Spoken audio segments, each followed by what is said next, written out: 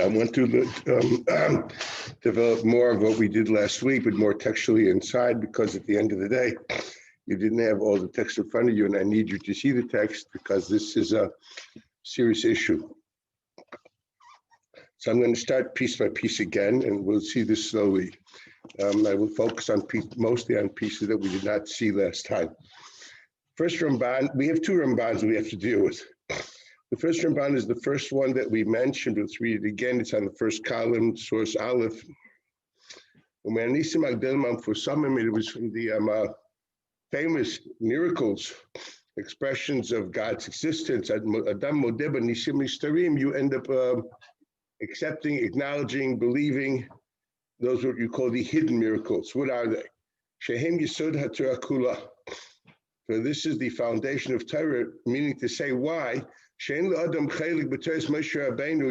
chelik in Torah Moshe Rabbeinu. Actually, I mean to believe b'chol dvareinu u'mikrenu. All our things and occurrences, whatever that means, we'll see in a minute. All our things and occurrences. Shekulam nisim, all miracles. No natural. Just nature olam. It's not the laws of nature or things like that which make them happen. Teva olam. Ben barabim ben biachid. Whether you're talking about the tzibur, whether you're talking about the yachid, ella im yasem mitzvot yatzlichenu scharo. If you fulfill the commandments, that you will have success with your reward. Ve'im yavor alehem, if you transgress those mitzvahs, yachrisenu onsho, it is your punishment which will cut you away. Hakol b'gzeres elyon, all is with a celestial decree. Kasher iskati kfar bereshis yud zayin aleph le'el vav beis. Now, the sentence, the way it stands, makes no sense. For if this man means to say that we somehow bring here that we must believe that everything that occurs is gzeres shemayim, so why would it be dependent only on schar and einish? What does one do for a child which has no schar and has no einish? For example, he's a one-day-old child. Good things or bad things can happen to him. If everything is totally either schar or einish, if the criteria, if you would have told me that everything that happens to you is the decree of God, period. So I can understand someone believing that everything that happens is the decree of God. He doesn't do that. He writes specifically what he means. He writes before, what does he call? Called dvareinu u'mikrenu. He seems to the kol dvareinu u'mikrenu are what? Are schar and einish. That is impossible to be. It's simply impossible. I repeat, first of all, you're not nidin b'shamayim before 20, but let's say even before, you definitely do. You're not about einshim b'shamayim, even the autumn before 13, or a woman 12. You don't have any kiyum mitzvahs for sechar, definitely before you're royal lechinuch. Okay, I'm going to fight to compensate, but whatever it is, but definitely before 3, there's nothing to talk about. So no good thing good happens to you. You don't get food, no one changes your nappy. I don't understand. You don't grow, okay? On the other hand, you get measles, you get sicknesses. Yes, can you die? Yes, sure. The many children's death was very common not that long ago. So what does he mean? That's the question. The key lies in what he writes. Now, if you will be well versed in Ramban, you will not find this idea written anywhere before here. But how can I prove that to you? I can go through the whole Ramban if you want, but try it. Adrabah. Tell me if you go through the whole Ramban, will you find anywhere before this piece or anywhere after this piece that says this idea that Akol b'gzeres elyon and everything is either sechar or einish? The answer is you won't find it. You will find things which counter that totally. So what does he mean, kasher iskarti? You know, the key to understanding what's being said here was mentioned before. What was mentioned before? So whoever wrote the Ma'amah is correct. Let's see what was mentioned before, which is reminiscent of what's being said here. And in light of that, we have to understand that's the context of what this man means. This is without bringing the Gemaras that we did last week. You know, in culture and context, what does he mean? We know one thing. He doesn't mean what we simply read here, like most people reading this Ramban, and make a steer between a Ramban here and a Ramban in Eov. That's what they do. Without knowledge that Ramban Iyuv is also written in Ramban al Tayrus, they figure they changed his mind along the road. You know, I mean, they go into dichukim, totally far shot. The key is kasher iskarti. And I will say categorically, he did not say anywhere before this piece or after this piece that anything that happens to you is Xeris Elion, and it is either Schar or Einish. That's a non-existent, and actually can't be, as I pointed out. What do you do with the kata? What lies here, we should look at these two pieces of Ramban that he's mentioned and see the context of what he's saying. So we're looking at Bereshit Yud Zayin Aleph and Shmos Vav Beis. It's found here, if you see carefully, you have it in your sheets over here, in source Hey is Yud Zayin Aleph. He's talking about the Shem Kel Shakai. Kel and Shakai. Zokter Ramban, Shnei Shemot Kol Echad Tor La'atzmo. There are two separate names, and each one it describes another aspect of a Kadosh Baruch Hu, another title. Upirush Kel Takif. Strong. Of the powerful ones of Moav. Upirush Shakai. Amar Rashi Sheyesh Dai Elohusi L'chol Beria. There's enough for me. Actually, each person has a measured amount of God infusion, which creates his existence. Dai Elohusi L'chol Beria. There's enough. Each Beria has a certain midah of godliness. Ubesever Mar Nevuchim Aleph Samach Gimel Pirush Harav. Ramban quotes the Rambam, Klomar she'ein tzor b'metziut ma shenimtza v'lo b'kiyum metziuto l'zuloto. Metziuto to speak ba'atzma. He doesn't need anything. His existence is enough for himself. Die. He is enough for himself. He doesn't need anything. Rabbi Avram, which is the Ezra Pirsho, B'Shem HaNagid, that's Shmuel HaNagid, Kadmoni HaRishonim. There is Shodeid. Klomar Minatzeach u'Mishodeid Marchot HaShamayim. Means he can disperse. He can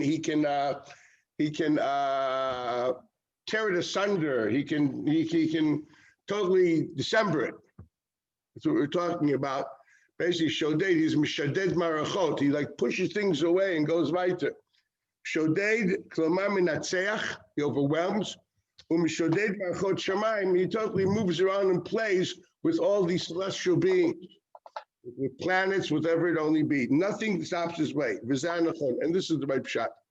Shekai comes from the word Shetai, means from the word that he basically, he's overwhelming power, that he's not defined or governed by any laws of nature, science, physics, you name what. Whatever is there doesn't mean a thing. He does what he wants to do. This is the midah of Gvura, power, which leads the world.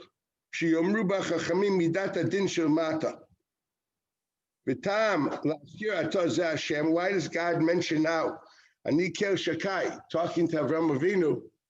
This is actually talking, okay, we'll see soon. Yeah, what is this about?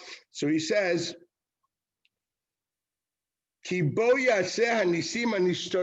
our first place where the idea of Nisim and Nistarim is mentioned. You can underline that. That's the word Nisim Nistarim. La tzadikim.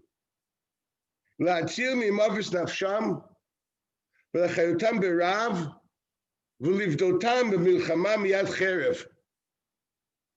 God, because of your spiritual value and station, will save you from the natural elements of existence and the laws of science.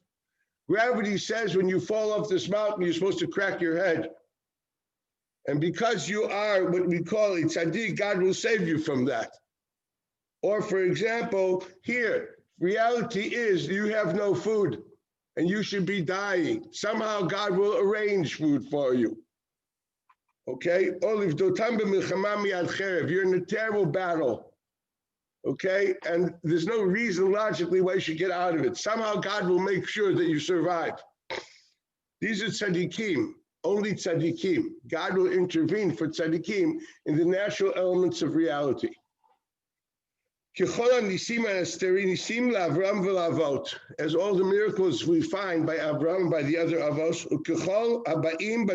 and everything which is found in the Torah, where in Parshat Ve'im B'chukotai, which here it discusses the brachas, im tishmeru la'asot ha'mitzvot, cherev lo tavar ba'artzachem, kshama b'i'itam, all the good things of the brachas, uva Parshat Vayah ki tavo in the brachas, and flip side in the clothes.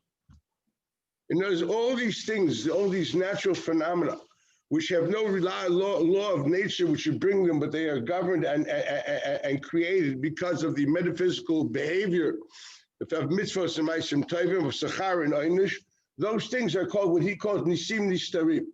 So the nisim nistarim, first of all, that he is paida as a tzaddik from a chama or mirav v'chulu. He intervenes against the laws of nature to the person that's worthy of it.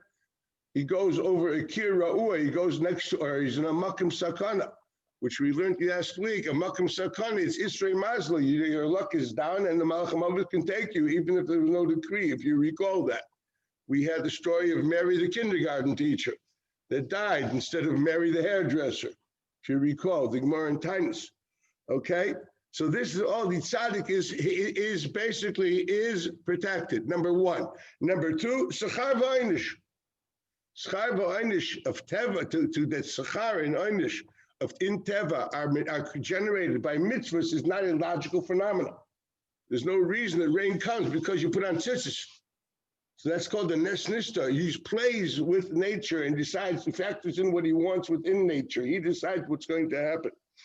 Shekulam nisim heim, ki ein min hateva sheyavo hakshamim b'itam b'avdenu elokim. There's nothing within the laws of science to say that if you serve God correctly, then rain will come in the time, specifically on Leilei Shabbos when it's not disturbing people, as Rashi writes over there. And we won't go into famine and to drought when people sow on Shvius and the Mechal Shvius. So we know this creates Shemecha Kebarzel, Psukim and Yirmiyah. All those ultimate goals of the Torah says this will happen if this happens. This is all these prophecies of what our destiny, what will happen if X you behave this way, what will happen if you behave X the other way. Your whole volume Shemaya. These are all kulam nisim. Ubechulam titnatzech marechet hamazalos. It is there that God overwhelms the marechet hamazalos. You have to understand this man believed in astrology. And he also believed, as people believed at the time, that it is the stars, which are koiches, and those koiches govern basically the chukei hateva. The chukei hateva are defined by koiches. He believed the sum of the Gemara that if you're born under Madim, under the whatever, if Mars is up there when you're around, when you're born, that means you are going to be violent. So you should already know that unless you have big year Shemayim, which will change it to Tefillah, your mazel is going to make you either be a shaychit or a highway robber. I think shaychit, you can be a malamed, it's the same thing. They slaughter children, but or they slaughter their brain or their heart, whatever it be, something like that, which you will destroy the future of people, the presence of people. There are many people like that. That would be whenever you see a person like that, you figure was born under Mars. He is violently destroying someone's future by making him into an idiot. Right? This is nothing which is overt that you see all of a sudden that the laws of nature have been disturbed. No one notices it. It's not like all of a sudden that now it becomes blood, or all of a sudden the locusts show up out of nowhere, and it isn't Baltimore. Baltimore, it shows up once in 17 years. It's out of the blue. Locusts hit New York. Like, that don't happen. It never happens, okay? That would be Makis Arba, you understand? In Baltimore, it happens every 17 years. That's a good, okay? I guess they have Yitzhak Mitzrayim there or something like that. But at the end of the day, what does the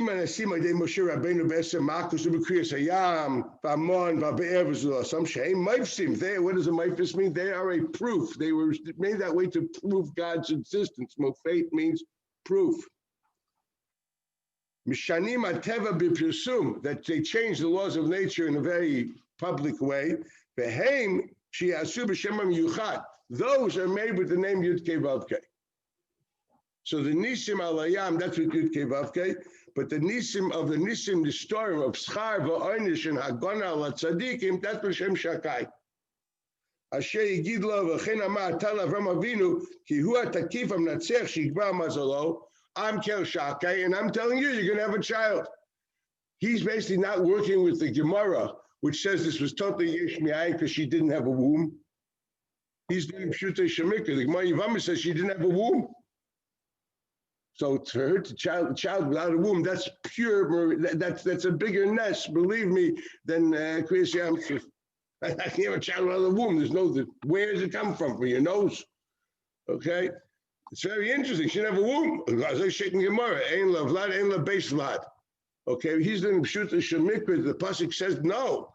She had a regular period, and she said stop. She was old. She didn't complain that she never had a womb. She complained, I'm an old lady. Pshuta shemikra is she had a womb, but she's that's it. It's gone, finished.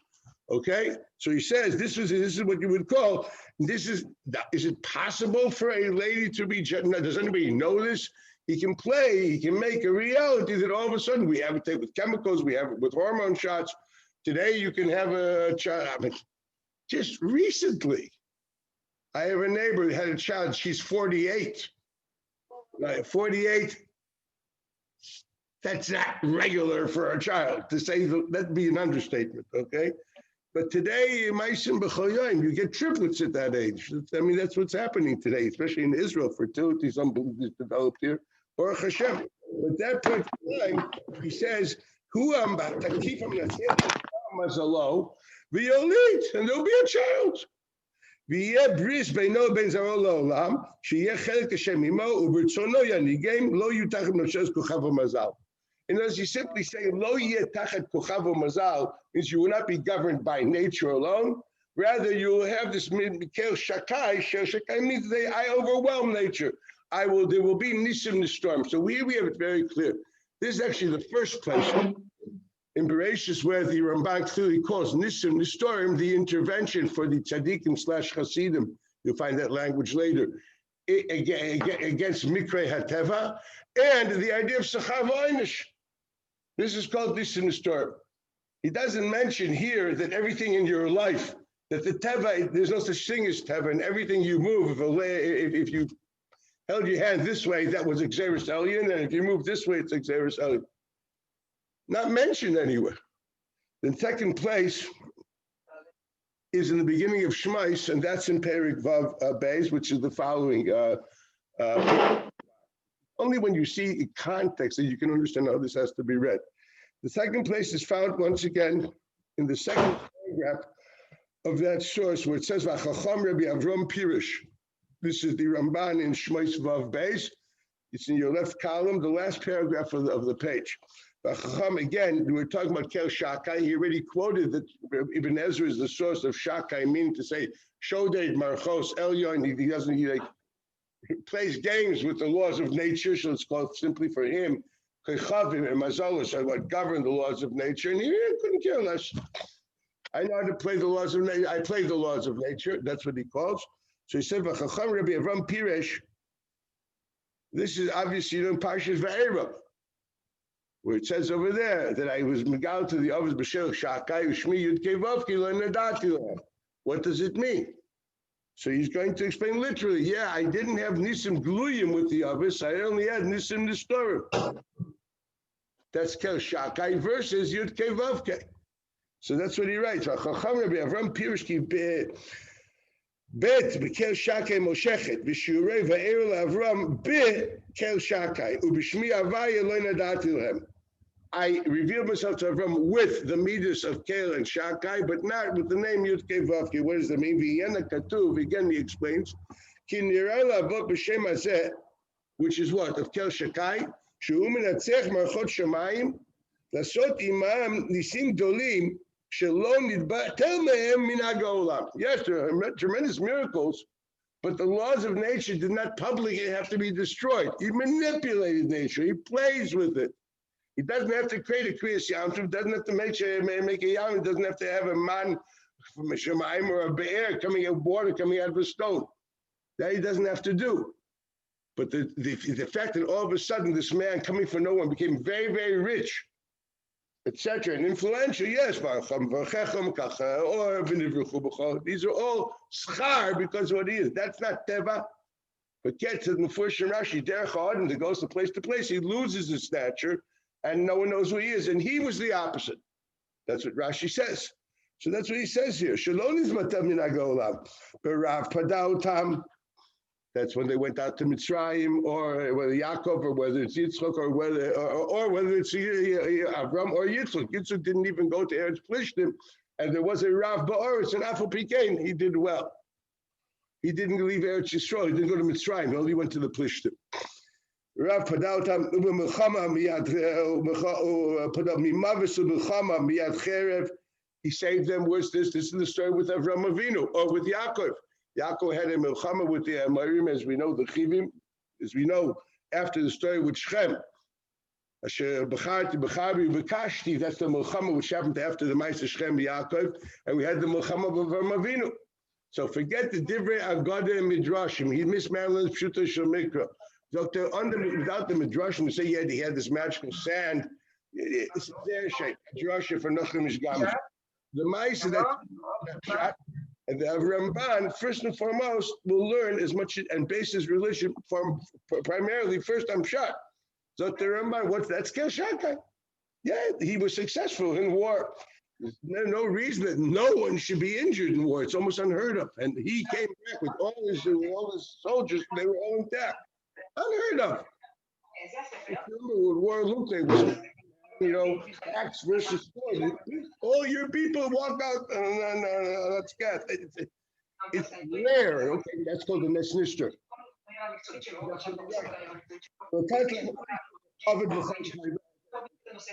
It's not. Wow. Why? Because he's the only man God gave it to.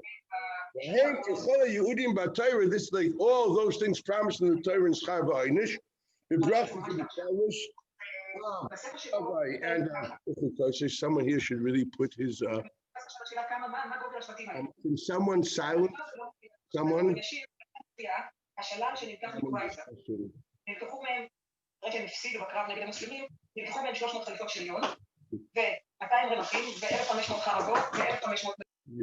Okay, it was muted. Now we're doing well. Thank you. Okay, Kilo Taval Adam Tova. B'sachar mitzvah or ra'ah b'onish avira, rak, as the Ramban continues, rak, page, rak hanes, rak b'maseh hanes. The fact that you suddenly have sachar because of a mitzvah and onish because of avera is only a nes. Why would that be? It doesn't fit with the laws of science. V'im yunach adam l'tiva, if you would only have teva, this means here the normal laws of science. Oh, lemazalo. Again, as we know, that which governs and pairs out what happens to people has a lot to do with the astrological signs. As I mentioned before, the Ramban totally accepted the belief of astrology and the kaiches of the celestial bodies, as the Rambam walks away from it totally. He believes this was a myth of Des Kadmonius. He really thinks there's nothing in it, but that's what the Ramban totally accepted. In fact, it's very big machlokes because Chazal accepted it.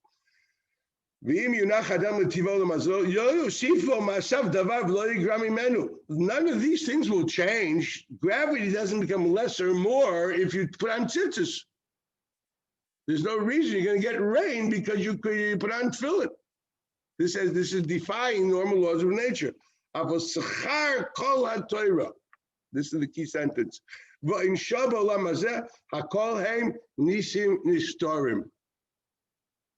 Again, people seeing it think it's called teva u'minago shel olam.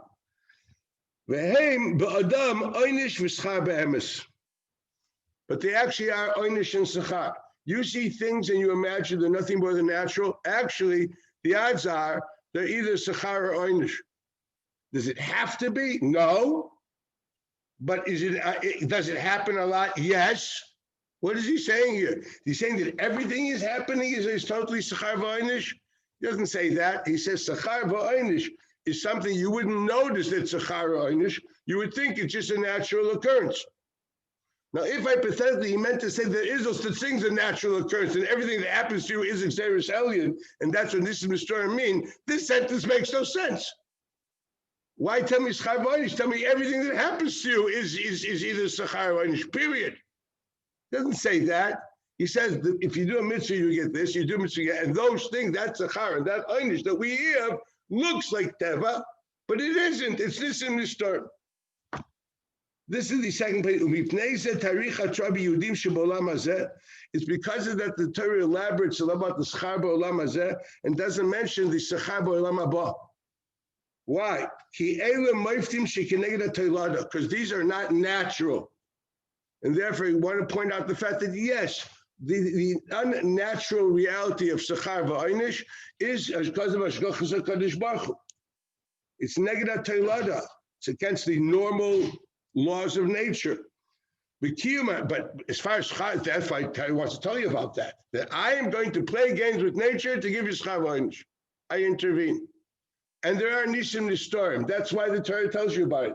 The Torah has no reason to tell you about schar b'olam haba. That's a davar pashut. And the neshama is davik b'bayra. That's schar b'olam haba. That's not normal. That makes sense. Anybody knows what the neshama is and what at the time the Gutzveikus b'Kodesh Baruch Hu is. Yeah, big deal. Thank you very much. What else is new? My name is Mendel. He says v'kim nevish v'dveikus b'Elokim u'davar roi b'tol dasa. That's a davar pashut. Okay, so here we have this. So these are the two places mentioned in Ramban before of the key words of schar v'einish, Yehudim, nes nistar, mishadid esateva. That's what's there before. Okay, go do me a favor. I have no problem. I do this like I've done this book more than a lot of times. Okay, since I'm 16. No. I started doing this in 67. Okay? 67. Started doing it. Elul 67. Yeah, September 67. That's when I started learning Ramban. Okay? That's when I was convinced to do it, and that's when I started doing it. How long is it from 67 till now? I don't know. It's a long time, right? You take your shoes off and a few other figures to find out how much it is. It's a long time ago. What is it? It's like 43 years ago. Huh? What? 53 years ago. No, so that, now make a cheshbon how many times I finish Ramban. I finish it every year. Okay? So I'm telling you, there's nothing there before. Yeah, indeed. Okay? What's it to talk about? And, okay? This what's here. So when the Ramban says, now, I want you to trust me. I need you. Well, today you probably can Google, right? You can do one of these, this, and see where you see these key words before. These are the two places. You won't find anywhere at all. And I signed my John Hancock with big letters like John did over there that everybody see. There's nothing before that says that everything that happens to you is exeris alien. Doesn't exist. In light of the aforementioned, if you take these two pieces, which are basically the only thing that Ramban said he mentioned before, and Ramban says what I said is what I said now is what I mentioned before. Now read the first piece again and tell me what it means. Does it mean that nothing happens which isn't schar v'einish? Or that means to say that everything you see, you can see the schar v'einish, and those are nish in the storm. It doesn't mean that there's nothing which isn't schar v'einish. I grant it that al pi rov, what happens to us, I don't know about the schar. Einish, yeah, we have a big debit list, and there's no reason we shouldn't see it as einish. Okay, and I pointed out that's our halacha. The halacha is you're supposed to see it as einish. Let's see where the source of that is. The source of that is, the Gemara says in Erchin Tezayin, it's your second source. It says, at Heichen Tachlis Yisurim. What is the tachlis of Yisurim? What does Heichen Tachlis Yisurim mean? So Rashi, look at the Rashi under that. Tachlis Yisurim, Saif Midas Yisurim, Klaimar, Yisurim Shem Pchusimem. What is the minimum amount of Yisurim? What is this? This is a test for painkillers. What's enough Gemina? Terry wants to, what's the minimum? They have a BQ laser. If they want to know how to fix the pain, what's the minimum pain we need that it's worth investing in? And And the Gemara says, if you put in your pocket, you're looking for 3 cents, and you take out only 2 because you couldn't find the other coin. Oh, that's a shame, Yisur. You take Tylenol for that. What's meant that this is Yisur? Where's the nafkamina? What's the nafkamina? Well, you could say nafkamina for Yisurim American because Yisurim do kapar for you. What's the dain cheshbon? Who knows? What's nafkamina to you? With the Yisurim clear your chait or not, that's up to God. So why do I have to know what's tachlis Yisurim? What's this Gemara talking about? And you read the whole Gemara,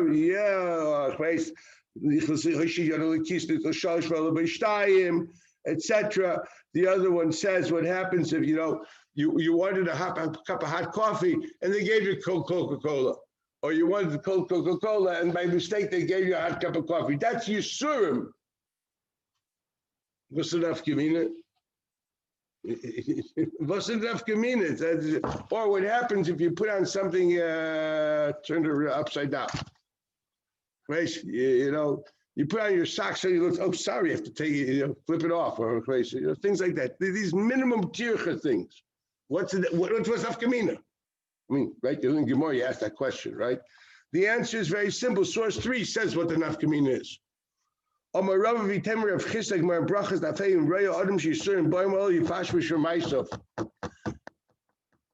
nafkamina. That's the only nafkamina. There's no other nafkamina. You need to know what's the gvul of Yisurim. The Teretz says if you have Yisurim, even at the level of tirda, that you put your shoes on, your socks on backward, or you were looking for a coin and you couldn't find it, and it took you another second to find it. That's good. That means you have a chait there, and this is reminding you your fashish reminds you. That's how Gemara. So get used to it. Okay, you missed the bus by 1 second. This is Yisurim. Your fashish reminds you. Now 1 minute. It could happen to Mikra, but that's not what you're supposed to be doing. You're not supposed to be saying this is a mikvah. You're supposed to be saying, as far as I'm concerned, I have to take this and say, what it is, I don't know. What it is to me, it's a generating tshuva. You ask yourself, the Gemara says, that means to say, if there's some kind of a massacre of the Tutus, in Africa, what's it? That's for the Jews. You never saw a tutu. There's apartheid that was in South Africa. It's all because of you. Okay? Was meint das? There's a tsunami back in the Pacific over there, and I don't know how many hundreds of thousands died. It's because the Jews, now I know why they all say you have to blame the Jews, get rid of the Jews are vermin, etc. Was meint das? Was meint das?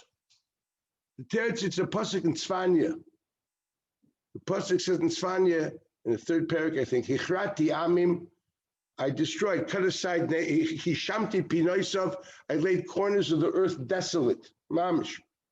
Amarti, I said, but tir'ioti, tells the Jews, look at me, ukchi musar, and take moral ethical teaching. That doesn't mean that's why it happened. That means what the Jew's responsibility when he opens the New York Times to see what he's supposed to think. If he sees COVID in the world, he's supposed to take moral ethical teaching. If there's who knows how many hundreds of thousands have died so far in the US of A and it's around the world. What do you say? It's a bunch of goyim, so what? No. The Navi doesn't agree with you. Navi says if something happens, an occurrence happens in the world, there's unshim in the world, the Jew's responsibility is to take for moral ethical teaching, how can he rectify himself? Now, that's not saying why it happened, it's saying why do you know about it? God says, we're not discussing what caused it, we're discussing was it for you? Why is it part of your life's experience that you know about it, that you heard about it? That's why. Just like there's a halacha of echad bnei achabur shemesh tidakol bnei achabur. The halacha is that every mavis is mechayev pachad, daiga, and pishpush b'maisim, Rambam Hilchos Avelos. Bnei achabura, people who are in the neighborhood, They don't have pachad. They don't think they don't feel like a cherev menachas al tzavarm. It's not like death in the family, but they should have daiga and pishvish remaisim. That's hilchas avelis. Echad bnei chabur shemesh. Tidag doesn't just mean be worried. It's the daiga of hilchas avelis.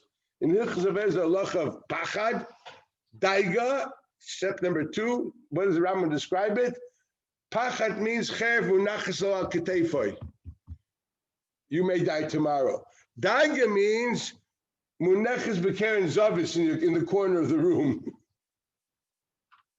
You should be very concerned about meaning of life. It doesn't mean say you're going to die tomorrow, and react accordingly. No, it means that it's like you don't know, maybe tomorrow. No. But you're mortal, and this happens. Now that is a chiyuv of alter. Ramban writes from first. This is alter to get the pishmish from Meisim do tshuva. Hilchas avelis is mechayiv pachad daige pishmish from Meisim and doing tshuva. That's a kiyum din in avelis. You should never be misable, but that's real avelis. Not looking at pish, say, oh, wasn't he cute? They think the covering mirrors is avelis. Look in Rambam. The ikir din avelis is pachad daige pishmish v'tshuva. And the Rambam says, Kol mishen misabel karoi, like this is called an achzori. Now, where's the din is, the same thing applies to anything bad that happens to us. How do I know that? Read Rambam, Hilchas Tainis, 4th source. Halacha Beis. Davar zeh midaki atshuva, that we fast and we takeh b'chatzoitzos. Shebizman shetavit tzor v'yizakul Hashem v'yariu. Yedu hakol shebiglal matzayim ha'ra'im hereh lahem. Kakatuv avonotechem itu eila lachem. V'zeu sheyigrom lehem lasir atzoram alehem. Does it have to be that way? The Rambam himself writes befurish that Rishoyim and Nitanim l'mikveh. Writes it befurish in Nevuchim. Let's not do it. You talking maybe because there's a political scene and you got messed up. Correct. Agreed on. But your theological responsibility is to see this as chait, and there probably is, and to do tshuva. Lay garver than hearing a tragedy in the Pacific, Mechayiv you daiga, and pishpush remaisim and tshuva.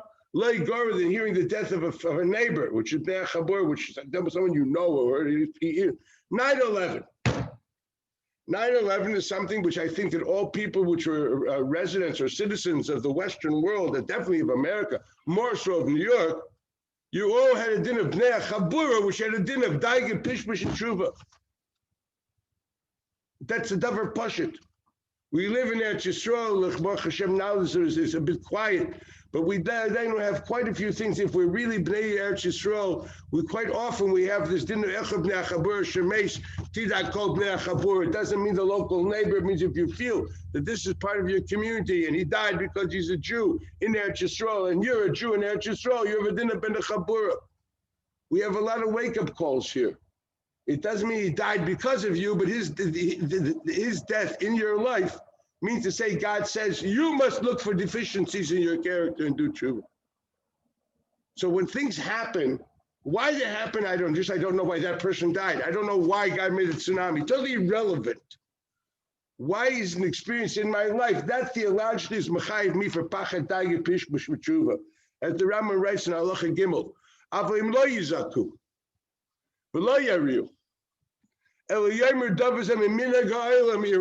Again, yeah, what can I do? The armies go to war. The king was nervous. Natural occurrences. Nikris. Mikra nikris is a mistake here. This is called mikra. Literally, the language we had in Ramban. Mikra, haphazard, minagailam. That is called a person who is callous. Achzorius means callousness. You lack healthy sensitivities. A callous person will not take something, say, and learn something from it. Obviously, we are commanded that no one's saying here it happened because of you, but each and every, let's look at the tzaddik gomer. Face the stipler, face for that tzaddik gomer. He also has a din of kindness and true b'yem tzara. Didn't happen because of him. Promise you. The World War II didn't happen because of the Chafetz Chaim Reb Chaim Oizer. Auf mein Wort. Okay? And Reb Shimon and Reb Ber. Didn't happen because of them, but they were mechuyev in pachad daya pishvush v'maisim. Same thing here. Every Jew is supposed to be some mispalel in the yom in this same tightness. Why? Because if you have to say to yourself, Avinu Seinu, including mine. You don't do al chet on someone else's chest. You do it on your own.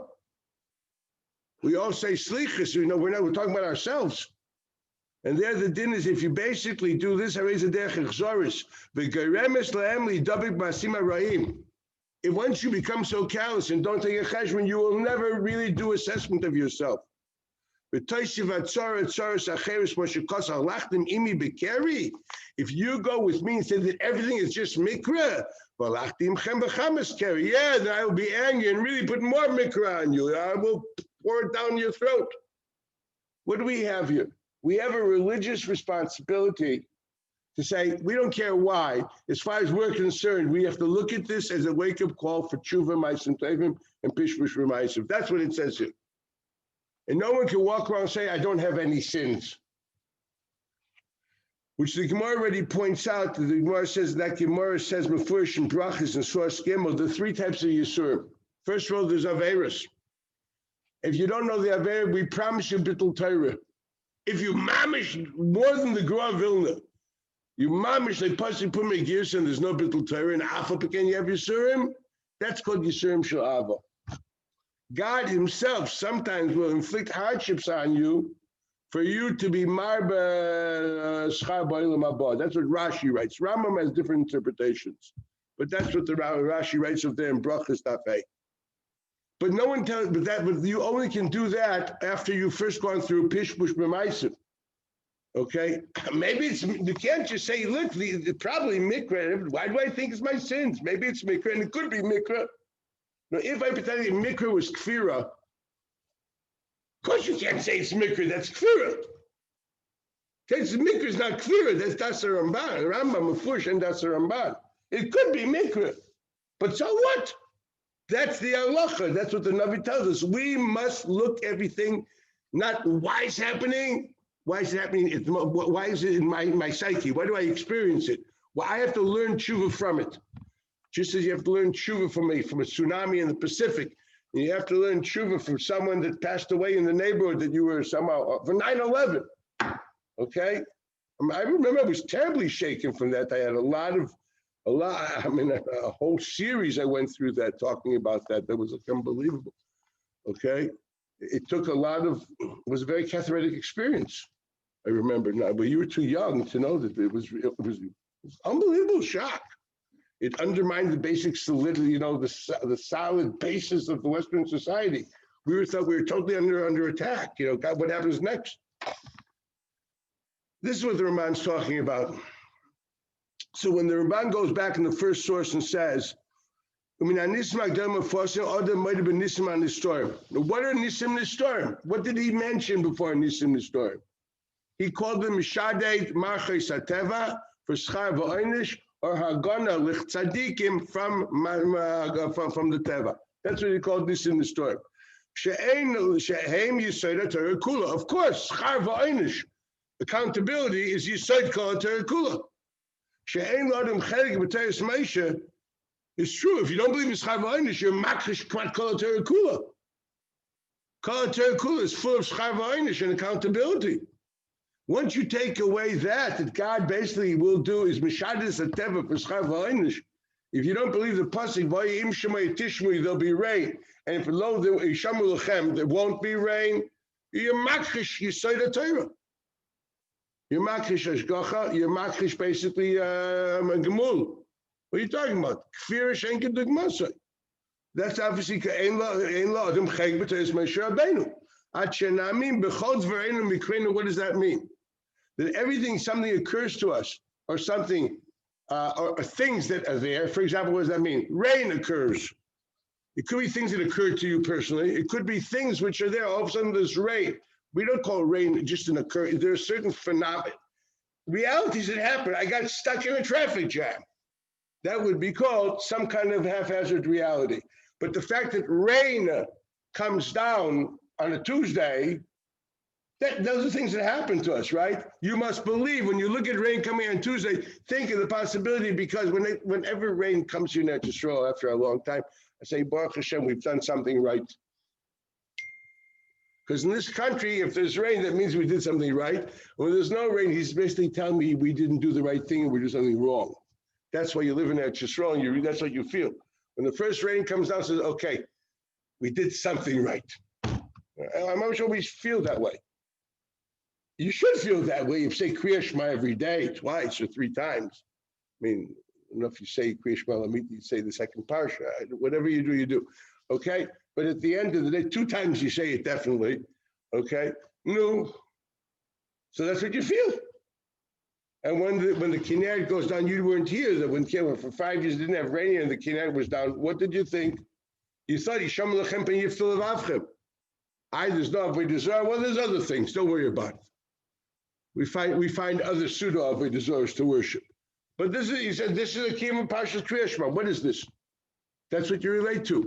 And that's what he means. There's things that happen and things which are your occurrences. Okay? What happens? Both Yochid and Rab, what does that mean? That nothing else happens there? No, as he explains. We're talking about Sachar v'Einish. Why are you saying Kulam Nisim? The answer is because you're mechuyev to look at it that way. When you see there's no rain, you're not allowed to say mikra. Although it may be. It could be global warming created a reality that there's no rain. You're not allowed to say that. There's a loch of tiniest, more to kulalma. That's the beginning of my son, the tiniest is all that. No one says, I'm sorry, global warming. Okay, we don't do that. So we don't do that. We are mechuyev al pidin, lefashvish yisurim mashrim bani yefashvish b'maisa, and that's what the Ramban is saying. He can't be saying anything else because nothing else was mentioned before. But this, that's what the Ramban is saying. If you take into account these 2 things which are written later, this is what it means here. It means schar v'einish is what you're supposed to look at, and that's how you're supposed to look at reality. Yes. If you do mitzvahs, you have sachar. You do averis, you have einish. Does it mean there's no such things which are not sachar and not einish? We'll ask a little baby if he has a good time and smiling. Did he have mitzvahs? Ask a little baby which has a diaper rash. Was that an avera that he did? Is he getting, he's getting yisurim beforehand for the averis he'll do later? We figure you're going to sin anyway. We give you a little bit before. That's mamish. You can't say. Ramban says before, God doesn't give you Yisurim if there's no reason for it. Unless you're who knows who, but the regular person, right? The Gemara says, Ein Misa b'lei chet. In other words, we're not going to give you a Gzardin of Misa unless you have an Avera. Can you die without a Gzardin of Misa? We learned that last week. Yes, you can die without a Gzardin of Misa. When the pasuk says Ein Yisurim b'lei Avim v'Ein Misa b'lei chet, what does that mean? A Gzardin of Yisurim, a Gzardin of Misa cannot be without, God cannot decide that I should have Yisurim without a Chisurim. But can you have Yisurim without that? Yes, you can. You can die. Remember last week? The Malach made a mistake for Mary, the kindergarten teacher, right? And she was in a Makim Sakana, the Isra Maslow. What happens at that stage? He takes her. He comes back and says, what are you doing? The wrong lady. I need the hairdresser. Should I bring her back? In other words, the option of bringing her back. It's not that because, why do I say this without going to names of Achronim? 2 of them write that the Pshat in that Gemara by the story of the Marys that we learned last week, where the Pshat is B'Shas Satana, there's a din, is a kitrug on your mais Averis, and even smaller Averis get large, and now you die because of the mishpat and Exar din. And that's what they say Pshat. I don't want to say what I really want to say, because this is like public. Shtetl dot mufurish in Gemara that the Malach said, okay, should I take her back? If at the end of the day she died because of Exar din, how can you take her back? And the Malach says to the Machmos, should I take her back? He says, no, once you have her, we'll add it to the number. He didn't say you can't take her back because there was a mishpat and Exar din. There's no mishpat and there's no gzar din, you just die. As Rashi says, Isra Masla, anybody saying that there's a kitruk then, therefore they look more into your Averis, and that's when you really get slammed, that pashut neged Gemara. I look, great people write it, so what am I supposed to, I really don't know what to do. I mean, I know what to do, but it's not pleasant to say.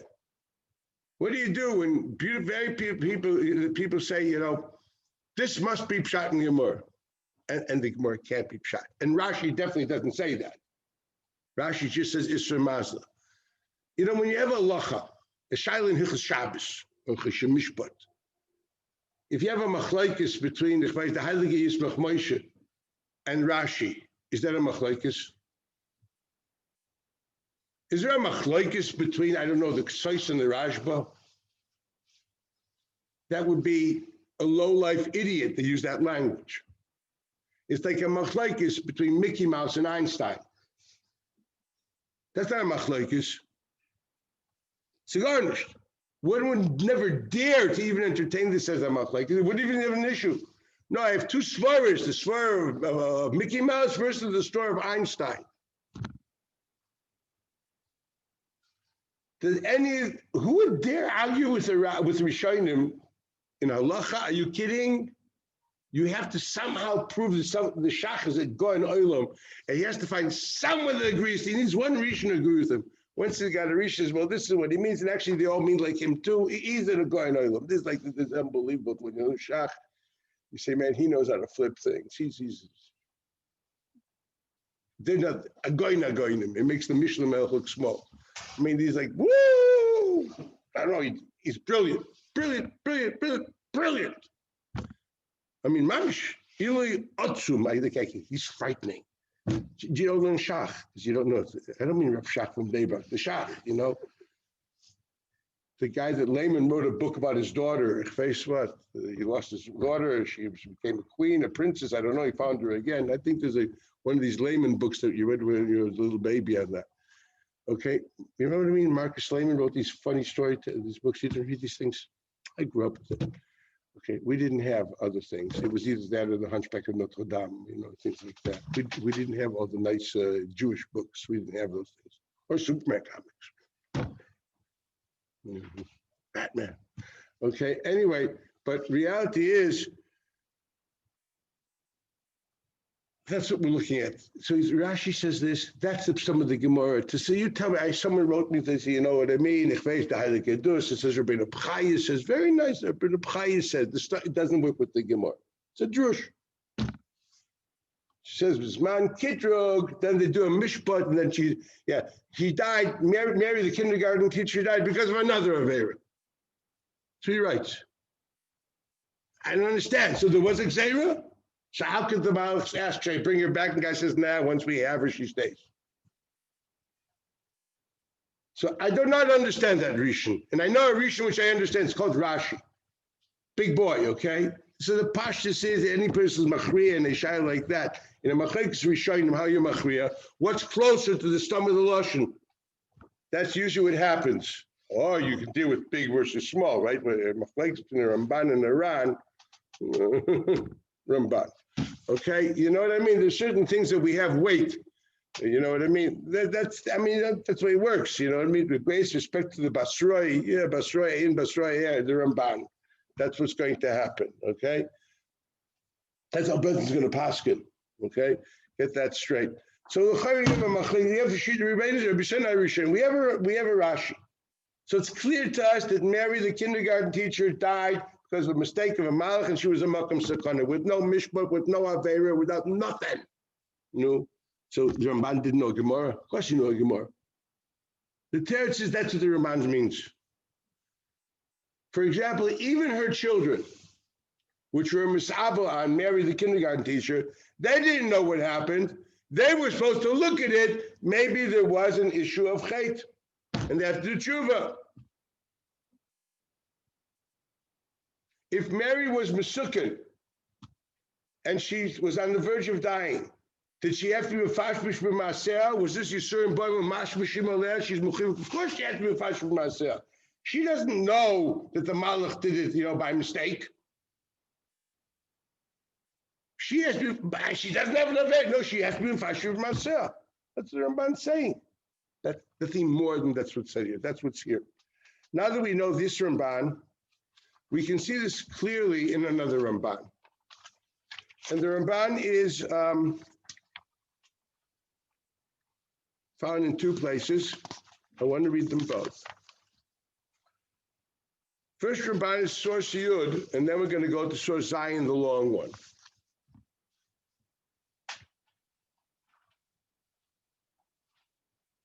Ki yadati v'man yitzava banav achrav. Go again down to the bottom paragraph. V'anochem be'enai. When I say yadati, that God says yadati v'man yitzava, what does yadativ mean? Yadativ shu yadir by mamish. Yermos. What's the inference? God, mamish has intimate knowledge of you. Ki yidiyat Hashem shehi hashgachato b'olam hashafel. God's intimate knowledge is that which he knows and intervenes in this lowly world. Lishmor haklalim, to preserve the principles. What does principles mean? The broad principles of the laws of nature which he created. He created the world, he created the structure of the atom, etc., the molecules, etc. He created a certain reality. He created a solar system, whatever he created, there's laws of how these things work. The more we learn science, we see how these are what we call laws. And these laws were nicked through HaKadosh Baruch Hu b'sheishis yemei bereishis. Okay, that's called Lishma HaKlalim. V'gam b'nei Adam, also Homo sapiens, munachim b'ayla mikrim. You also you lie in this world up to mikrim. What does mikrim mean? Things that happen based on the klalim.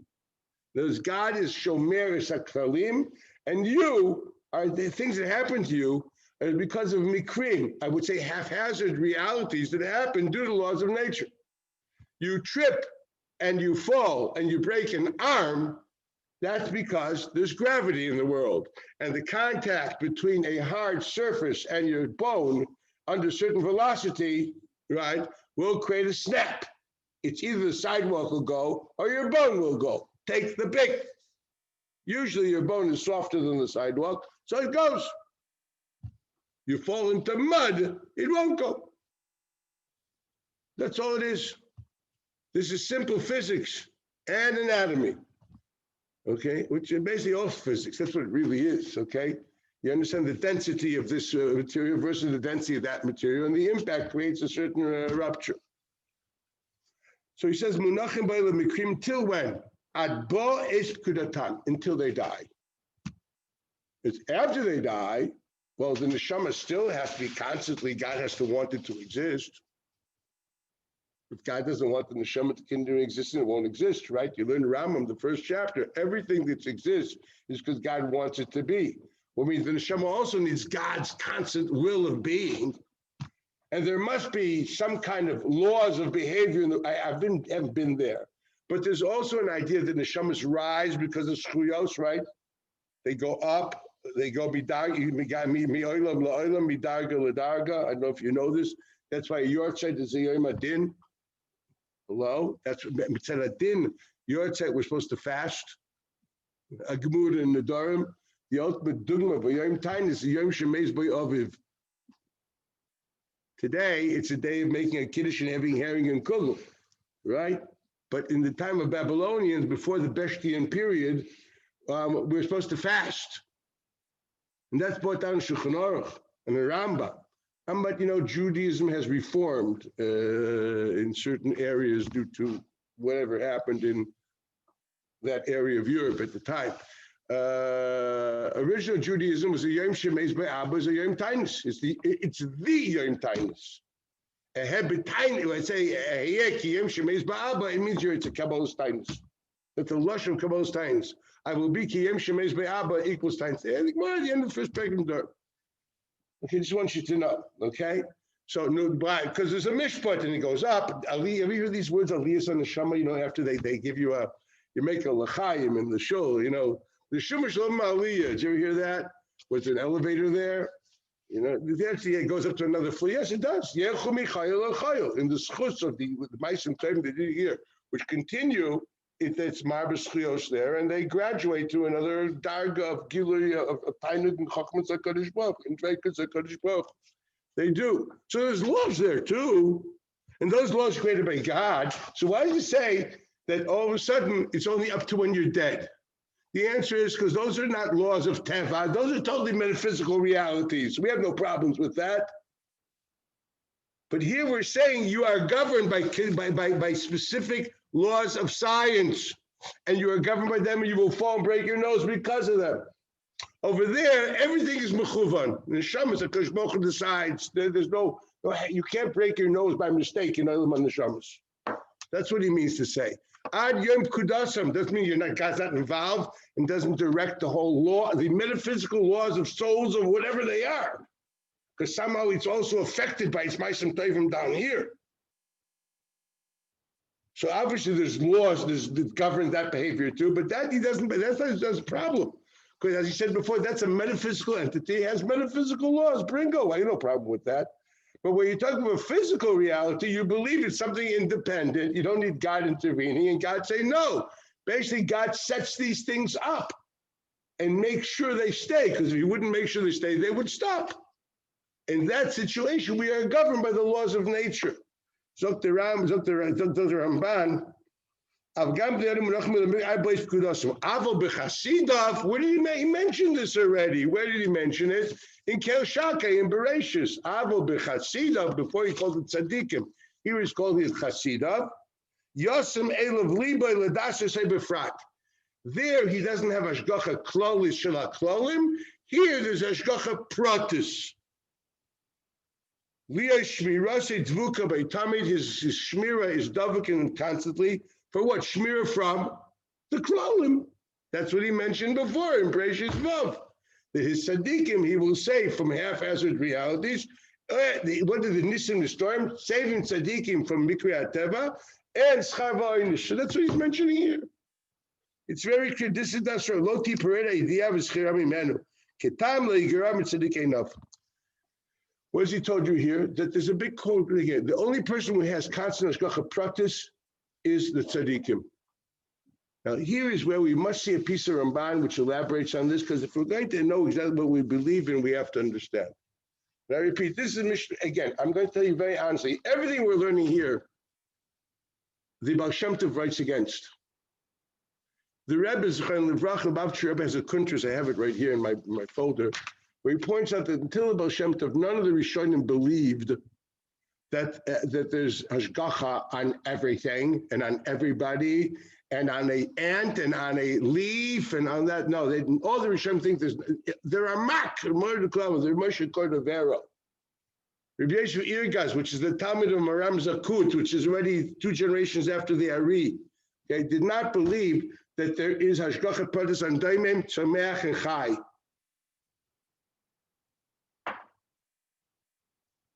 The Baal Shem Tov was mechadish. There's hashgacha pratis on daimim, tzomeach, and chai, and obviously every medaber. Which the Rambam think that not even every medaber has constant hashgacha pratis. He's nitn lemikrim. So I repeat, normally in Jewish thought, a person a later day man saying things against Rishonim, you don't even look at him. It's like this guy's going to get up, say, I don't like the Raj Pshat in the Salacha. I'm going to say my own Pshat and Pasuk Shulchan and all of that. A guy like that will be a Zaken Mamrun. A guy like that in Halacha, Besin will come, will be Chayv Skila on his on keeping Shabbos that way, which is against Psak of the Rishonim. It's another Pashut. There ain't no way, sorry. Okay, it ain't happening. Do you understand? So this K'nei Rosh is garnished. Okay, and yet when it comes to Divrei Agada, you think a machlekes to the Baal Shem HaKodesh and Rashi, Rambam is a machlekes. The teretz is. I want this to be very clear. Baal Shem HaKodesh, so to speak, says that his Giluyin came from Achia Shiloni. You know what that was? Achia Shiloni was Beis Dina, was Yotze Mitzrayim. He lived very long because the Rambam brings down he was also in Beis Dina Shel David. This is found in the Agdama, the Rambam to the Yad HaChazaka. He lived many years. Okay, but obviously he went up to heaven and came down to teach the Baal Shem Tov. That's what the Baal Shem Tov writes no letter. Based on that idea that all the Giluyim innovations of thought, the Baal Shem Tov come from his Rebbe Muvik, which is Achia Shulaini. If you accept and believe that doctrine, so then it's definitely a source of a Giluyim Hashemayim to tell you maybe this is what the Rishonim thought, but now God wants us to understand differently. I'm willing to accept that. Moshe Rabbeinu, if there's Terech Hadasha doesn't come, that Derech Nevuah, but Derech Gilui Milsa, how to understand Psukim and Chazal, this I don't mind. But those who do not grow up in that world, didn't grow up in the Hasidic world, your heritage is from Germany or Lita or something like that, okay, or from Algiers or Morocco, okay. The basic Mekubal, I'm talking about the Ari and the Ramak, okay? Basically, then to believe that is be usher. Because you're accepting a doctrine of a later day person, connected representative Rishonim, it's the equivalent of Paskin Hashan Shabbos with the tshuva of I don't know what, the Lemberger Ruv against the often the Gemara with the Rashi and Tosfos and the Rishonim. With greatest respect, that's criminal.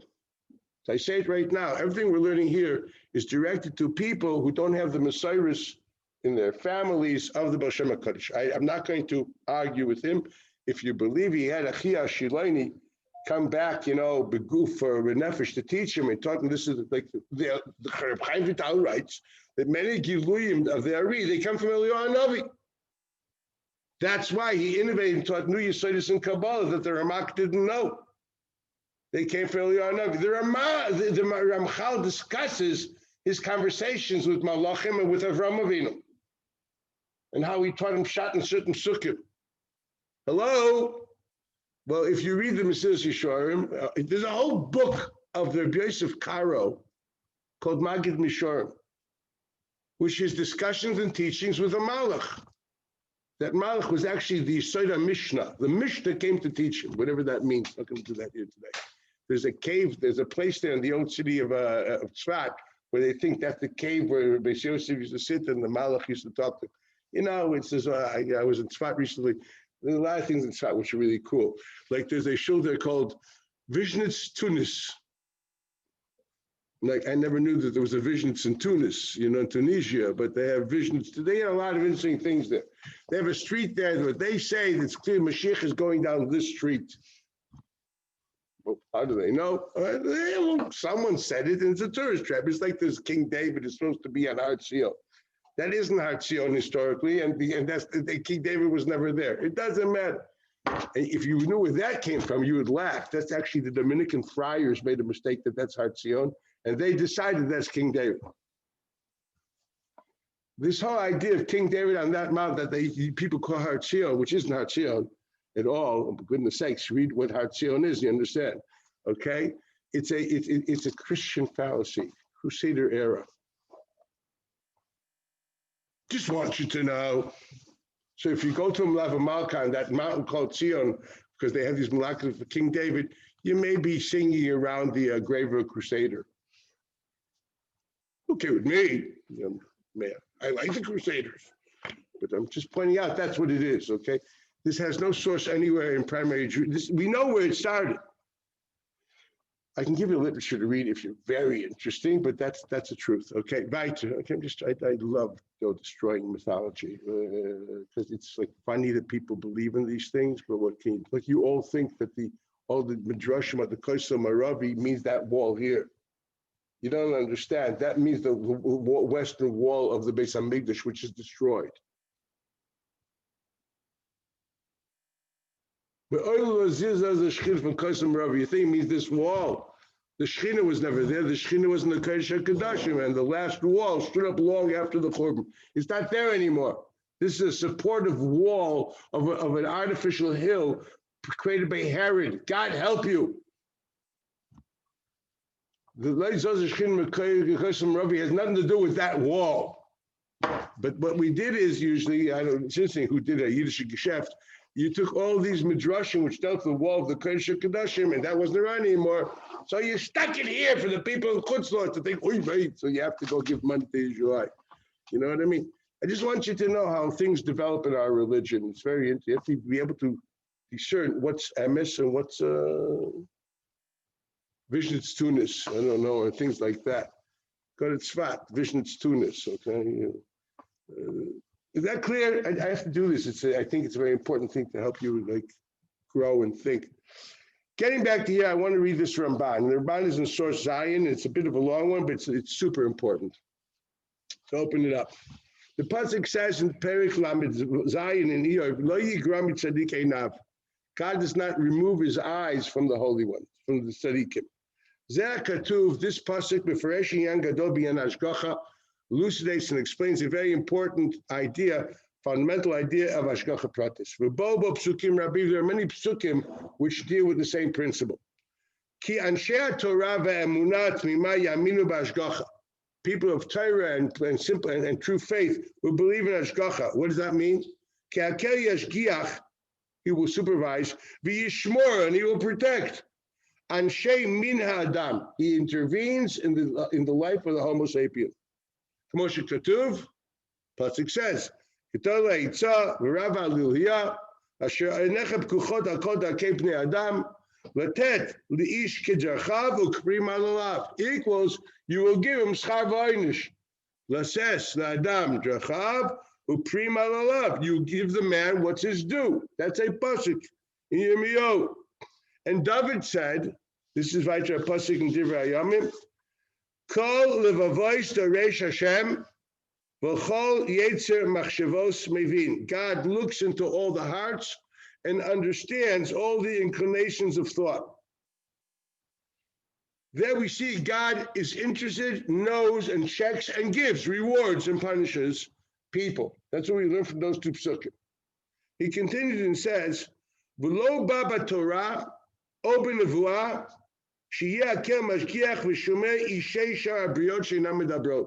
we find no source in Torah or Nevuah that God cares about to supervise and to intervene into the existence of any other species, which is not what we call medaber, equals daimen, someach, and chai. Rak shomer taklalim. This goes back to that Ramban we just learned. He keeps the principles of science. Bichlal hashamayim v'tzvam. Yes. As I said before, these are all things mentioned before in Bereshit and Nishmas that we saw. That's why it's mutter to kill an animal for the sole order of man, because God doesn't really care if this animal will live or this one won't. We actually atone with the blood of animals. Why is it so? Why is it God cares about the Homo sapien and does not care about doimem tzomech chai? You may have a dog that you love a lot, but God couldn't care less if it existed or not. The only thing is he cares about you, and if you love the dog and you're a good boy, God will protect the dog because he's protecting you. And if you're a nasty boy, well, God will punish you by your dog having whatever it be, fleas. Okay? That's not a joke. That's the first. That's an einish to the person in his mind and in other things, but not a mishpat on the dog. Now, this is a very important nekuda. It's because he knows his God. Equals, he has the capability of knowing, and he activates that capability. You have the capability of having abstract thoughts. Abstract thoughts includes understanding things which are not tangible, ideas. Equals, you think of an idea of a God, of a creator, and even you understand many prophecies trying to explain the properties of that God. You're capable of knowing him to the extent that he revealed himself to you, whether through prophecy, and we learn those prophecies. Therefore, since you know him, Yashgiach Allah v'yishmaroto, he will supervise you and he will protect you, which means, as we said before, protect you from the elements, if you're worthy of it, and he will punish you and reward you. Lo ken shara briot, she'inam medabrot, ve'inam yodot baram. The fact that they cannot talk whatever it means. What do they have? They have functional existence. They don't have to articulate and communicate. They have functional existence. They're very functionally wise. They know a beaver knows how to build a dam, and animals know how to hunt, and many things further. They know what it needs to survive, but don't need more than that. And therefore, God did not give them the tool of what you call existentialist thought, abstract thought, transcendent thought. Umina tamazeh, and this is the reason why there's Hashgacha Pratit in the Homo sapien versus all other species. Is it clear? There's no species, there's no Hashgacha Pratit on an ant, and not on a leaf, and not on a rock. So if a rock falls, it's not a mishpat, not a gzardin, it's the laws of gravity. These things happen. Okay, if there's a mudslide, and that basically, suffocated animals, or there's a fire, and animals were destroyed, God did not punish the animals. He let things take their account. Whatever happens, happens. He will make sure that the species will not be extinct. I think he mentions it here. If not, there's another one place. Unless he feels the time has come. He continues to write, Umina Tamazeh, once this logic is true, Yishmor ta tzadikim, he will therefore protect the tzadikim, ki kasher libam veinehem tamid imoy. That's a criteria of a tzaddik. Criteria of tzaddik is not someone which is from, but lives with an intense, acute God awareness. The word language that he uses is what? Libam veinehem tamid imo. Since their eyes and their heart is constantly into God, Cain, thus, quid pro quo, Einei Hashem alehem, then the eye of God is on them. Mireshita Shanad Adachrishana, 365, 24/7. Ad ki achasida gamur, if you're really a total chassid, hadavek ben lukav tamid, v'lo yiparade, if you would be a person which never, 24/7, 365, have moved your heart and mind from God, that person, hadavek b'machshavto bo b'yanei ha'olam, yeh nishmar tamid mikol mikrei hazman. Nothing haphazard can happen to you. The laws of nature will not govern you. Afila ovim b'teva, even natural laws of nature, that will not affect you. You will not die because of a sickness. You will not have things, but you will not have rain because it just happened to be a rainy season. Yishtaber bahem benes ya'aselo tamid. He will have a constant miracle of being saved from the laws of nature. Ki'ilu yechashev mikata el yonim. It's as if he's not a human being. He's like an angel, not governed by the laws of nature.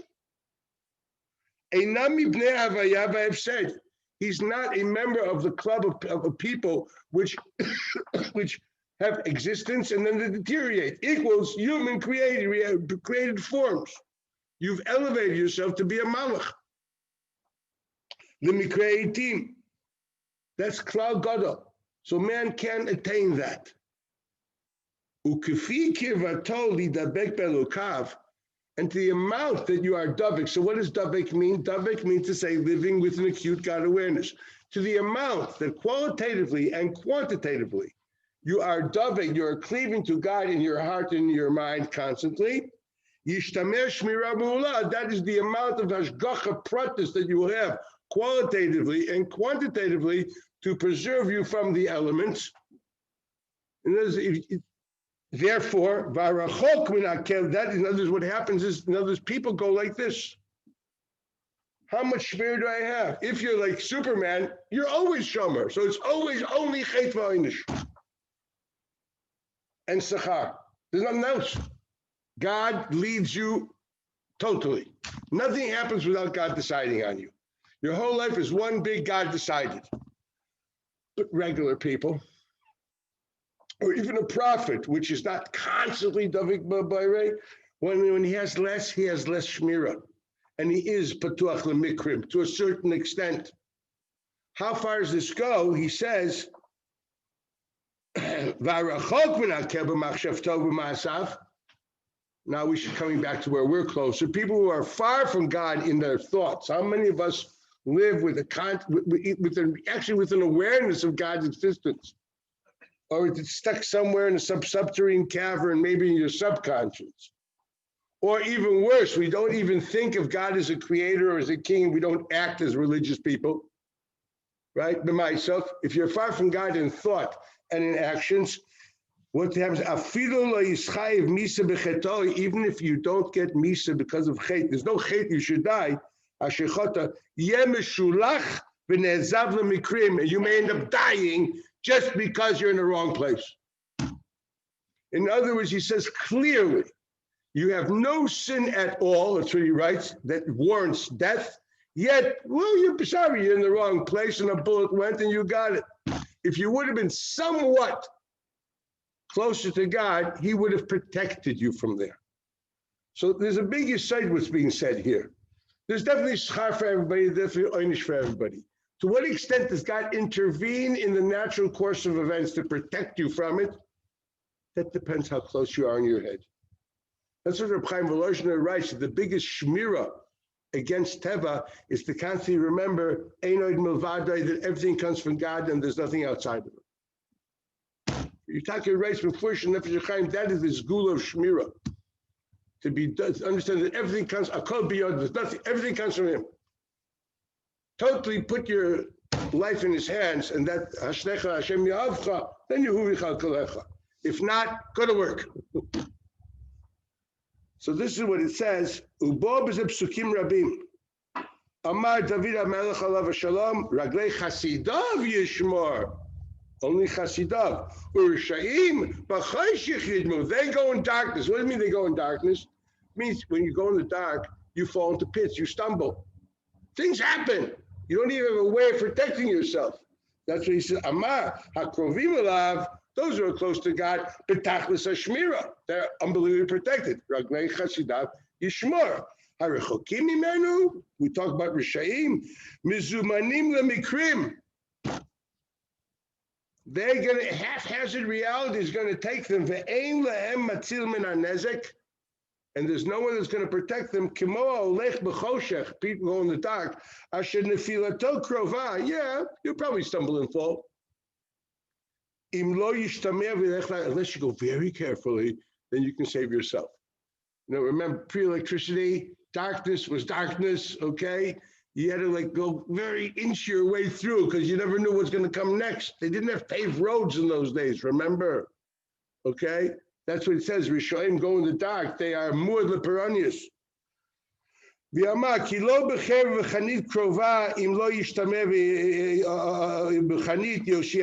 does not save you with spear and sword. God saves you without spear and sword. Who? Everybody? Don't we need an army? If everything's up to God itself and not Teva, why do we have armies?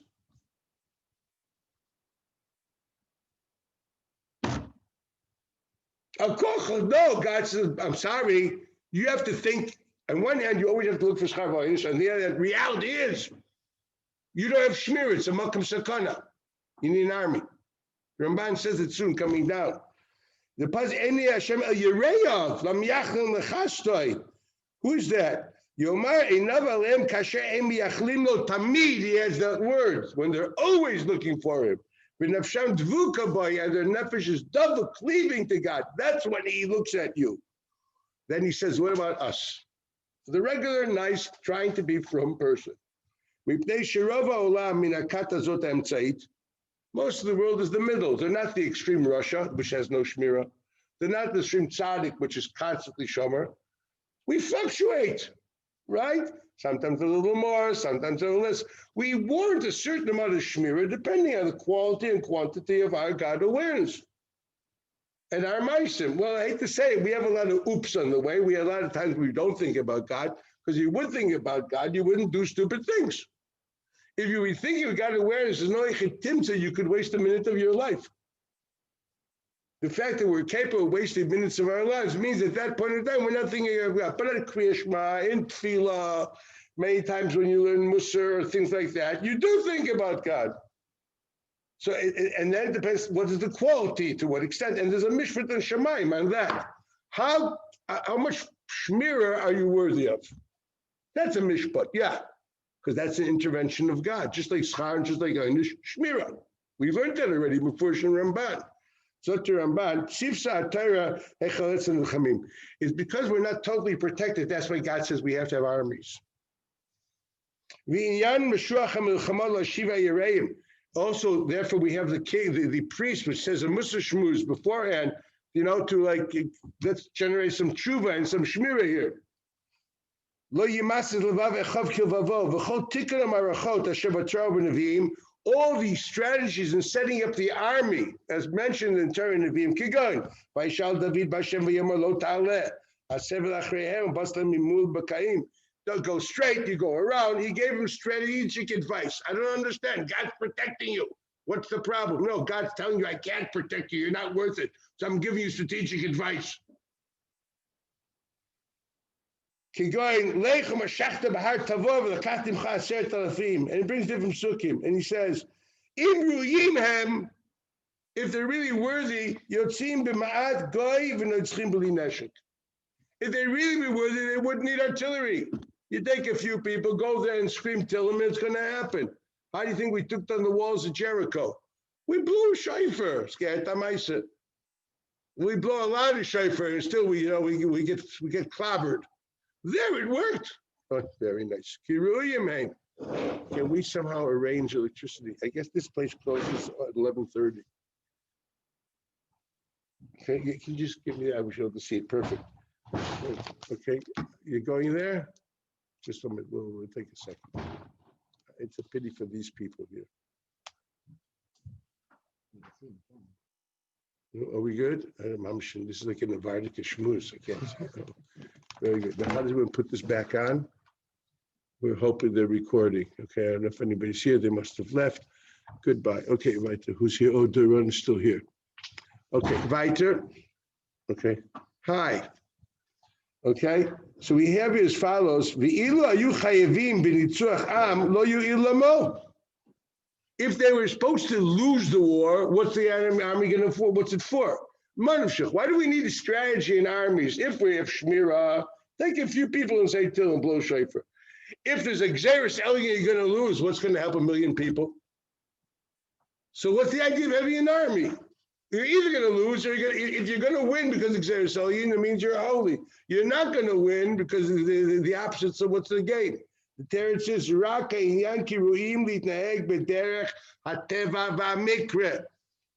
are worthy to live regular life depending on the natural laws of occurrences in science. What happens when you have X amount of force against X amount of force? Something gives. So if you have stronger force versus weaker force, the weaker force will give.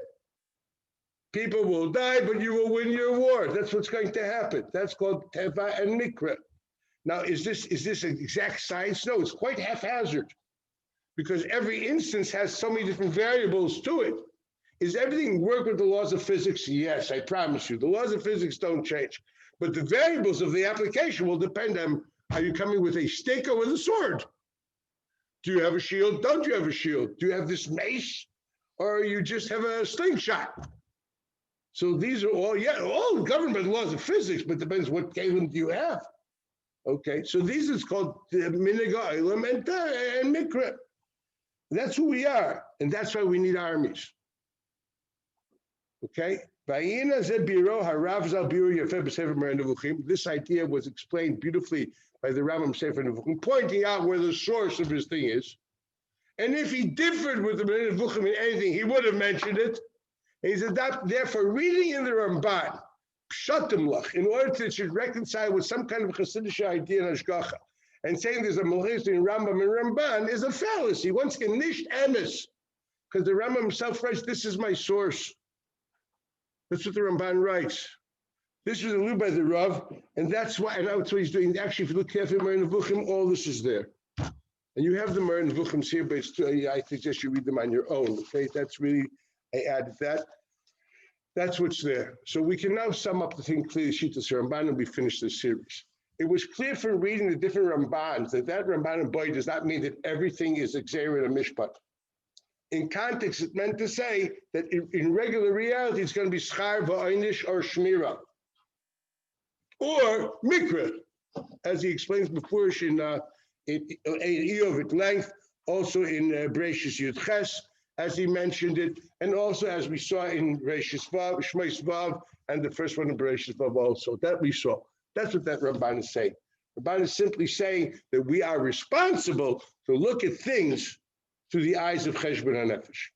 One more source, just to see this eye of Cheshbon HaNefesh, is the Chinuch. And I think I mentioned it last week. I'll just read it again. The Chinuch is found in source Yudalid. Let's just look at one thing. As I mentioned, anybody knowing Chinuch knows the Chinuch is totally based on the Tamei Mitzvahs of the Rambam. And the Chinuch writes in the in source Yudalid in the third paragraph, Mishor Shei HaMitzvahs, Likvei b'nafshenu she'ashgachas Hashem yisborach pratis al kol echav ve'echav bnei adam. It's true. For schar v'einish. V'chi einav kuchas al kol darkeim ki kmo shekatuv ki einav al dar ke'ish b'chol tzad yireh. He knows about everything, and that's why he can say schar v'einish. Therefore, we were commanded to look at the fact, notice that you have bad sickness, and to think. Yes, we are commanded to do that. That is true. And then he brings the famous Gemara in Erchin, B'chet Lashon Hara, Yavo Tzaras Al Piroi. Can it happen because of bad sickness? Yes, it can happen. But Al Piroi, you see the words? It happened because of Lashon Hara. Because Al Pi Roiv, it happened because of Lashon Hara equals in most cases, you have a debit list that you have to think about. Therefore, all the halachas, I'll say it orally, of Seger HaMitzayra, you know what it's for? Why do you go to the Kayin? Why don't you go to a skin doctor, to a dermatologist? So the Ramban, the Chinuch explains, it's a Ramban, by the way. Also, it's also found in Mernavuchim. The reason is because since Al Pi Roiv, it's because of sin, we want you to understand. Don't look at the symptoms. Go for the probable cause. Go to the priest, because the priest is supposed to teach you how to confess and how to do tshuva. And he sends you off for a week of meditation and contemplation, right? The mitzvah has to go away for a week outside of the camp to be in solitude. You become a hermit. What's the idea? Gives you peace and quiet to do a good breslever is this and think about your cheshbon nefesh. To come back and to repent. And that's when you heal. And says sometimes, after 1 week it's not enough because people, okay, yeah, I'm not that good, but I'm not that bad. So you get another week. He literally writes, why does it happen when you have sometimes 2 weeks of the Hashgacha? Because your tshuva is still, it's still waving. You still don't want to totally admit it. The whole idea of the Seger Mitzvah of the Chinuch based on Ramban is a way of sitting down quietly and thinking about Yifashush b'maisav. Literally, that's what it's for. Why? Because Al Pi HaRoiv, it comes from Averis, which is true. This is still, and that's why we're mitzvah to look at it that way. I think that we all know the truth. A typical human being, Rosh Mefashvish Yimbayim, he should think immediately of Chet. The same idea. It's Al Pi HaRoiv. And that's when the Gemara says also something so interesting. The Lashon Gemara in Chulin is, Ein Adam Nokef Etzbasei Milamata Achimachrizna Milamala. I asked someone yesterday on the phone, what does Nokef mean? He says, moving your finger. Try again. What does Nokef mean? Try Jastro. What does Nokef mean? It means to bruise your finger. Yisurim, it means to say you don't get a bruise in your finger unless there's a gzeira. Is that true? It could be mikra, but Al Pi Roiv, what is it? It's chet, it's einish. That's what it says. Yisurim, tachlis ha-yisurim, you have to be fashish for myself. You're not supposed to look at it as mikra. Could it have been mikra? Yeah. But what's the difference? We never ask, and this is a very important thing, why things happen to us. It's totally irrelevant to you because you won't know. You don't know if it's einish. You don't know if it's mikra. Maybe it's sachar. You missed the plane or lost a business deal. God may have saved you from being a bankrupt because of this business deal 10 years down the road. I don't know why. Is it important to know why things happen? What you have to know is one thing. How am I supposed to relate to what's happened? That I know. I'm supposed to relate to what's happened as a tshuva call, and therefore pashmi for myself. That's what the halacha is. So why things happen? There are multiple. Someone dies. Here, I have a Levi tomorrow night. Rabbi Isaacson teaches here, that comes here once a week. Rabbi Isaacson, if you know, his father passed away. He was a good friend of mine. Passed away. He's a very, very special person. Right? So I have a Levi tomorrow night, actually. So am I supposed to ask, why did Ben die? No. Totally irrelevant to me. I wouldn't know anyway. My question has to be, how do I, as a person which enjoyed his company a lot and learned a lot from him, how am I supposed to relate to his death? The answer is, I'm mechuyev in the dinya averos of daiga equals cherev munachas lebekeren zavis, pishvush v'maisim and tshuva. And if I don't do that, I'm an achzori. The same Ramban that says the person thinks it's a mikra by kindness is called an achzori. The second place where the Ramban mentions the person called Mishen Misabel Karoi Ketik Chazal Hareyu Achzori. It's a question of callousness. You're supposed to be sensitive to things that happen around you. Are messages from God telling you, "Wake up, kid. No one's around forever. Start fixing the game." That's the issue of the Ramban, and I think that's the clear belief in Hashgacha Pratit. Anything happen to us, I repeat, possibilities. It could be mikra. But if it's mikra, you really have to ask yourself a question. Why don't you have enough tvekus and Hashem to protect yourself from it? So mikra is not a consolation.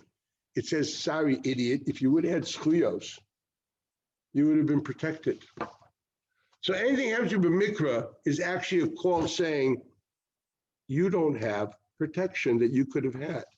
If you would have been a real davik bebayre, you would have lived with a bit more God awareness and God consciousness, and more didik and mitzvahs, and more thinking about a Kadosh Baruch Hu, shtickle makayim shaviz Hashem that wouldn't have happened to you.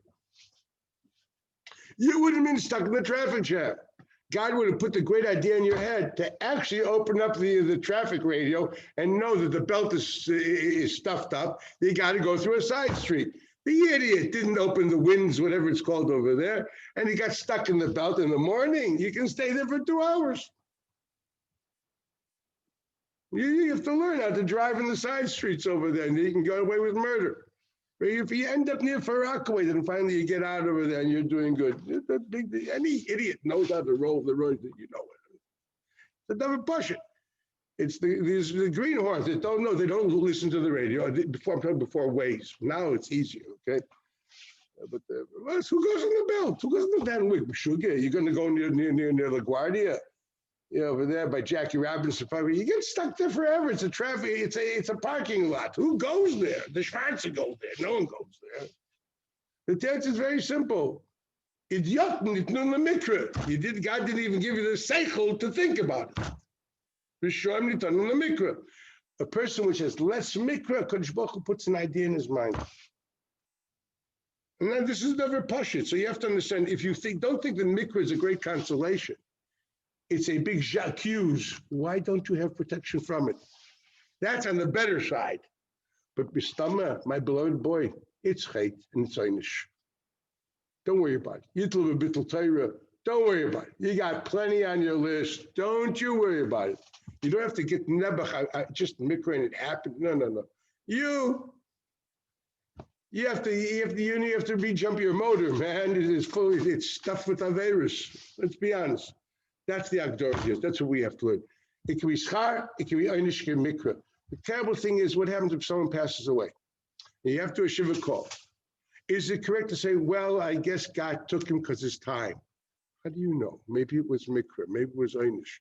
Maybe it was a mistake, like Mary, the kindergarten teacher. Maybe because it was a makom sakana. How can you say what you're saying? Now, that's an interesting question. Can we say things which are theologically not sound in order to make people feel comfortable? Can we mizayef as a Torah to make people feel comfortable with God? Can we describe religion in a way it isn't, in that, well, the Shlomo writes that doing that is kfira. And the Din of Yoav Vayav wrote it. Ziyuf Rav Shechter loves quoting it. Okay? The Zia for Torah. Yeah, he's got this all over the place, especially when it comes to women's issues and things like that. Okay? But Zia for Torah, he's a marshal. It's only a marshal, though. Don't worry about it. It's only a marshal. According to the marshal, it's Yorg Val. What's the halacha l'maisa? I try to keep my mouth shut. I don't know. I feel very uncomfortable of saying, obviously, his time came. God must have taken him down. Come on, man. The guy was overeaten with cholesterol. All the laws of science say that this man, the heart's going to go. I mean, any cardiologist would have told you that 5 years ago. It's a natural reality. So, well, you do know that man was not protected. We're supposed to tell him, it was a mikra, but he didn't have shmira. That's not going to work. Okay, I want you to understand. So the greatest thing is never to deal with, this is a serious problem, because people have a tendency of saying things which are not accurate, and you're representing Judaism there, especially if you're a Ben Torah or a Tzaddik. It's better to keep your mouth shut. The man's in sorrow. You have to comfort people. Your mitzvah is to comfort them. You don't have to really talk too much. Most of them just want to be heard. But the honest truth, that's why the halach is you don't open your mouth before they open your mouth.